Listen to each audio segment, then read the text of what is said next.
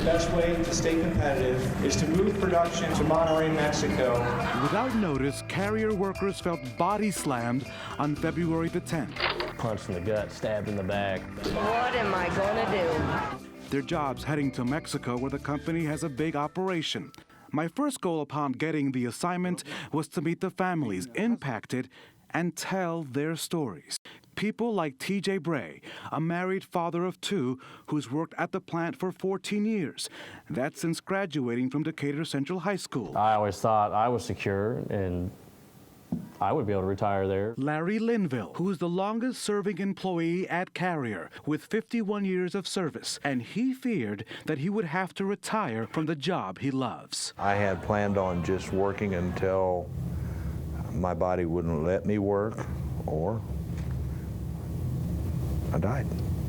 And Ashley Shockley, mother of 5, who was proud of the company's education program that allowed her to earn 2 degrees. I like my company. Despite their pride, they felt betrayed. If it was strictly a business decision for some of us, when I got my first degree, I would have just abandoned them. I would have left. So RTV6 sent me to Monterrey, Mexico, to look for answers on the minds of hundreds of workers. We have heard your anger and your disappointment over Carrier's decision to move jobs here.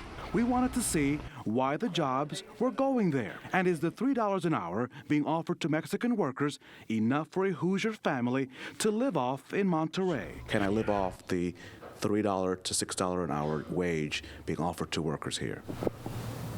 Not really. No, not at all. We found a cosmopolitan city where thousands of companies like Carrier have set up shop. But $3 an hour, as we found at a tiny food shop near a Carrier plant, won't go far by Indiana standards. So I've already spent my 50 pesos on this. The 4-day trip was not without dangers. I want to give you a better view of what this complex looks like. Because of the drug cartels, my photographer and I had to travel with plainclothes police and a driver. We're outside the Carrier plant here in Monterrey, Mexico, hoping to get access to their plant here.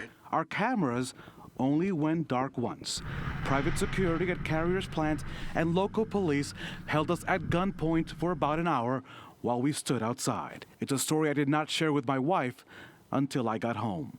We continued filing reports from Monterrey, and when we returned home, we began asking Carrier's top executives tough questions like these at the State House. Will you change your mind and keep the jobs? Looking forward to a great meeting with the governor. Sir, would you work for $3 an hour?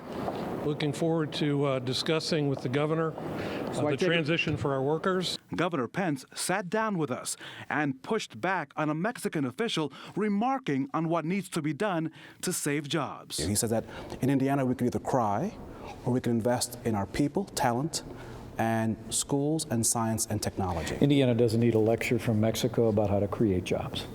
We've got the strongest manufacturing job base of any state in the United States of America. Our coverage included 2 30-minute specials, taking a thorough look through the eyes of hardworking families now facing an uncertain future at the hands of a company making big profits, especially making big bucks on military contracts. Carrier. We got this Carrier Corporation. Carrier. Carrier. We covered the people and the politics. Our team hosted a town hall meeting, not to bash the company, but to empower the workers with the services and the programs to help them find jobs. Throughout, Carrier officials were invited and declined participation. Workers take a stand outside the Carrier plant. We've got to keep these jobs here. I continued asking questions as employees through the United Steelworkers Union Local 1999 held rallies outside the plant, and then in April, a major rally through downtown Indianapolis. Hey, hey!